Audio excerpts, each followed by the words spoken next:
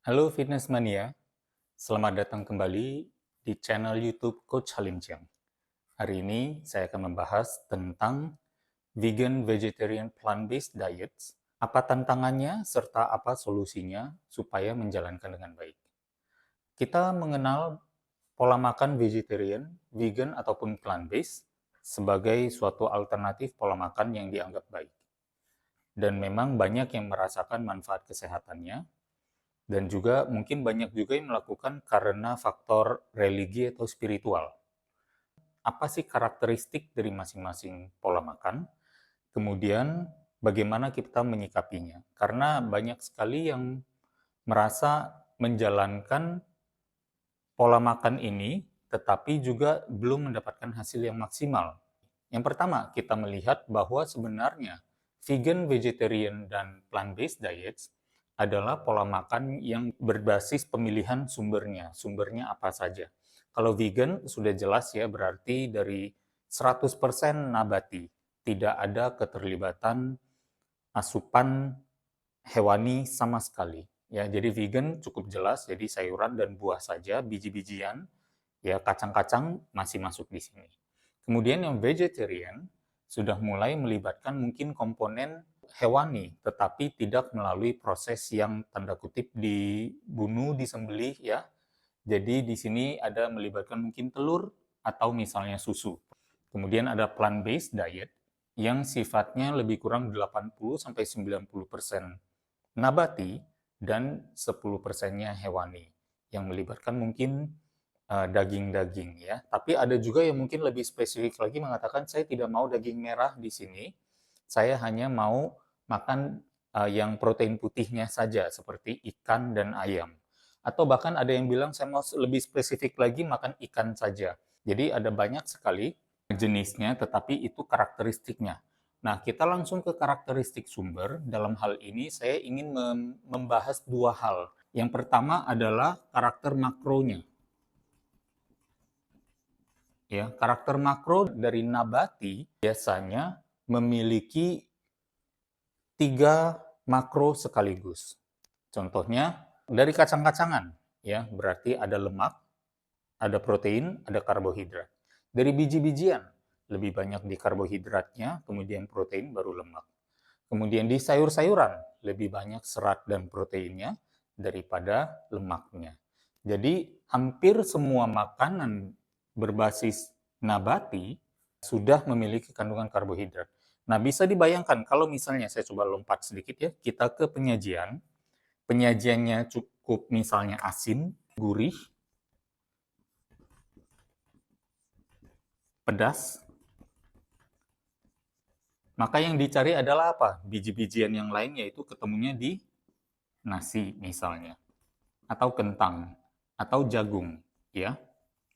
Nah, inilah yang kerap membuat asupan karbo dari pola makan berbasis nabati ini cukup tinggi, sehingga keberhasilan untuk membakar lemak atau menurunkan lemak itu menjadi lebih cenderung lebih sedikit, ya. Yang itu yang dikhawatirkan karena apa? Begitu kita menurunkan karbohidrat, kita mau tidak mau harus menurunkan secara signifikan apa yang dimakan dalam hal volume atau jumlahnya juga. Jadi serba salah di sini ya, kalau misalnya kita melihat dari segi ini. Nah, bagaimana supaya jadi serba benar? Serba benarnya adalah sadari bahwa di makronya sudah mengandung banyak lemak, banyak karbohidrat, maka kandungan asin, gurih, dan pedas pada makanan yang diolah ini baiknya rendah, ya, sehingga kita tidak begitu cenderung mencari yang namanya karbohidrat untuk menetralkan.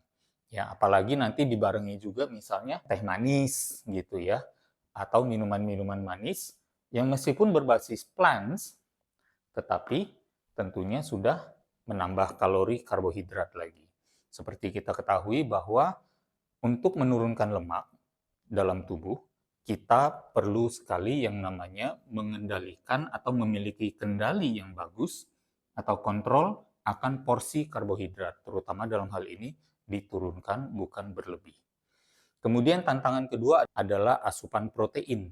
Asupan protein Bila kita mau menurunkan berat badan atau dalam hal ini menurunkan lemak, protein kita perlu lebih tinggi, dinaikkan ke level cukup. Nah, untuk tujuan tersebut, sumber-sumber nabati banyakkan ada di kacang yang mengandung protein. Menjadi masalah juga karena apa? Lemaknya tinggi. Fitness Mania bisa cek 100 gram kacang tanah misalnya. Di data Nutrition Facts, lebih kurang 49 gramnya adalah lemak, sementara proteinnya adalah lebih kurang 24 gram. Jadi untuk mendapatkan cukup protein dari kacang, kita harus melibatkan banyak sekali asupan lemak dari kacang tersebut juga.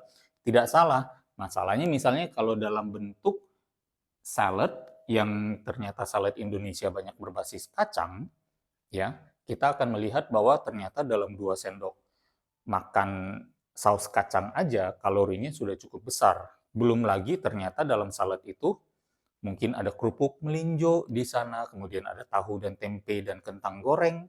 Akhirnya begitu kita tambahkan, belum lagi bumbu kacang itu perlu diolah dengan misalnya gula Jawa gitu ya, atau gula aren atau gula kelapa.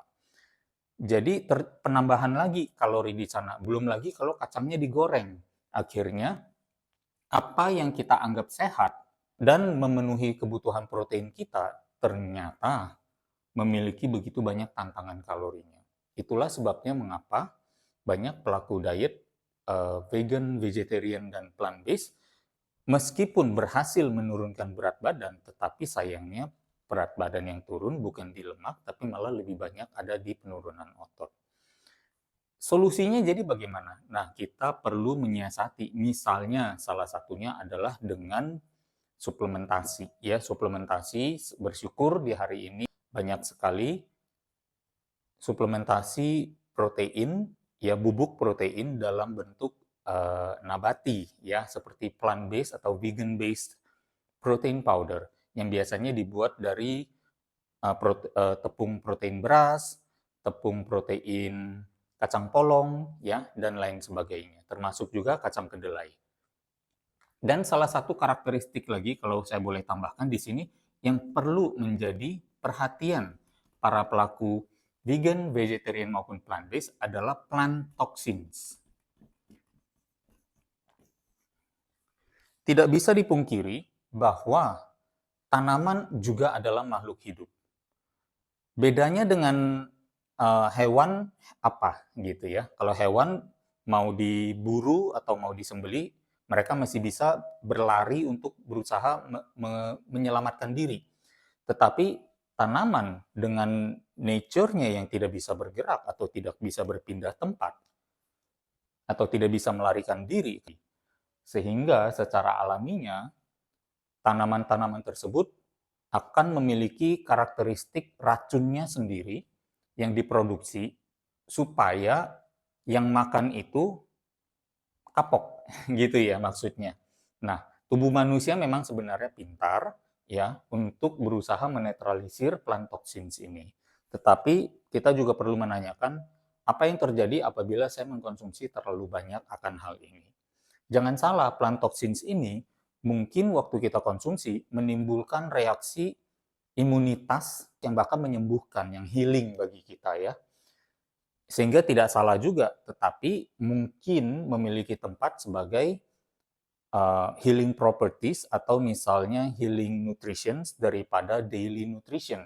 Jadi hanya kita perlukan mungkin di saat-saat kita kurang enak badan atau sakit, bukan sebagai konsumsi harian. Ya, idenya mungkin lebih kurang seperti itu.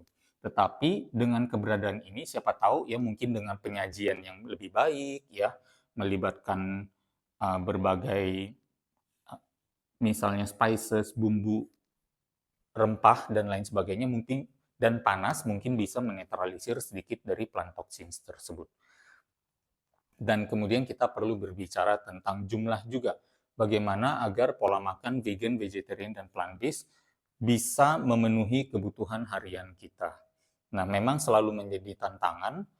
Salah satunya tadi sudah saya sampaikan, yaitu menggunakan suplementasi bubuk protein, supaya yang didapat adalah lebih banyak proteinnya daripada lemak maupun karbohidratnya.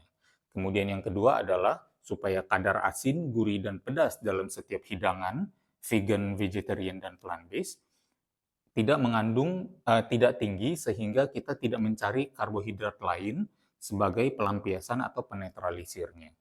Dan jumlah yang berikutnya yang bisa kita tambahkan adalah memvariasikan juga jenis-jenis protein. Jadi kita tidak bergantung pada satu jenis protein saja, sehingga jumlahnya juga cenderung bisa lebih banyak. Hati-hati di sini bagi pelaku vegetarian yang masih ingin makan daging karena melakukannya dengan alasan spiritual untuk menghindari kekejaman terhadap binatang, sehingga mereka mencari wujud-wujud makanan berbentuk dan berasa seperti daging, tetapi dengan bahan nabati. Biasanya, bahan-bahan tersebut adalah dari gluten, sejenis protein yang ada di dalam biji-bijian banyak seperti terigu, ya, yang kemudian diolah menjadi seperti daging kekenyalannya. Nah, itu berarti jenis makanan atau sumber makanan yang mereka kadang malah makan banyak gitu. Proteinnya cukup tinggi, tetapi dalam bentuk gluten, ya, gluten yang sebenarnya juga merupakan salah satu alergen yang tinggi, mungkin salah satu bagian dari plant toxins. Dan disajikan dengan cara digoreng pula, gitu, sehingga menjadi satu tantangan tersendiri yang membuat banyak pelaku pola makan ini gagal, ya. Jadi bukan salah di pola makannya, tetapi di salah penerapannya. Semoga dengan penjelasan ini Fitness Mania sudah memiliki pengetahuan yang lebih baik dan bisa membuat satu taktik atau strategi pola makan yang lebih tajam lagi untuk aliran diet yang dipilih ini. Semoga bermanfaat adanya. Terima kasih sudah menyimak sampai habis. Kita bertemu lagi di episode yang lain.